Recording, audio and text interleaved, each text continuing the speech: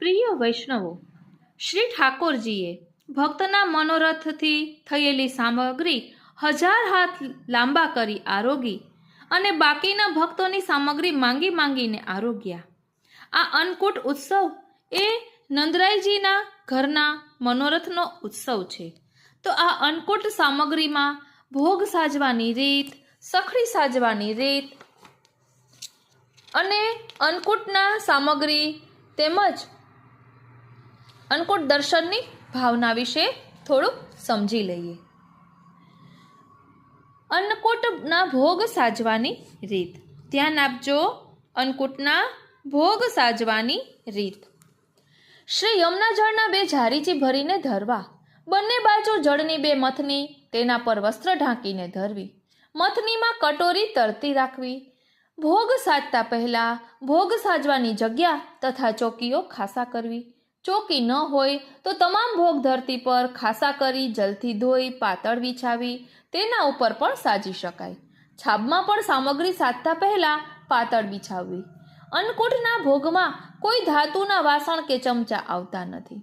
પાતળ, પડિયા, કુલડા, છાબ વગેરેમાં સર્વ સામગ્રી સજાય છે.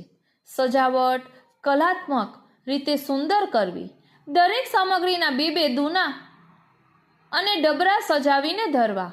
દૂધઘર, અનસખડી અને સખડીની સામગ્રી વચ્ચે હળદરથી મેંડ અવશ્ય કરવી. પ્રથમ હરોળમાં સર્વ લીલા મેવા, બીજી હરોળમાં સર્વ સૂકા મેવા, ત્રીજી હરોળમાં સર્વ તળેલા સૂકા મેવા, ચોથી હરોળમાં સર્વ પ્રકારના બિલસારું, પાંચમી હરોળમાં ખાંડના કિલોના અને ખાંડઘરની સામગ્રી, છઠ્ઠી હરોળમાં દૂધઘરની સર્વ સામગ્રી, સાતમી હરોળમાં સર્વ પ્રકારના સંધાણા એટલે કે અથાણા ધરવા. આટલી સામગ્રી શ્રી ઠાકોરજીના સિંહાસનથી લઈ ખંડપાટ સુધી ધરવી જોઈએ. ત્યારબાદ હળદરથી મેંડ કરવી એટલે હળદરની લાઈન કરવી.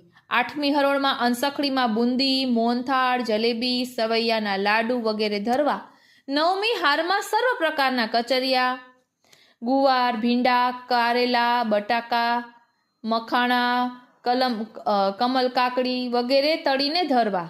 10મી હરોળમાં અનસખડીના શાક, રાયતા, ભૂંજાના એટલે કે ભજીયા, કચોરી વગેરે ધરવા. ત્યારબાદ હળદરથી મેંડ કરવી.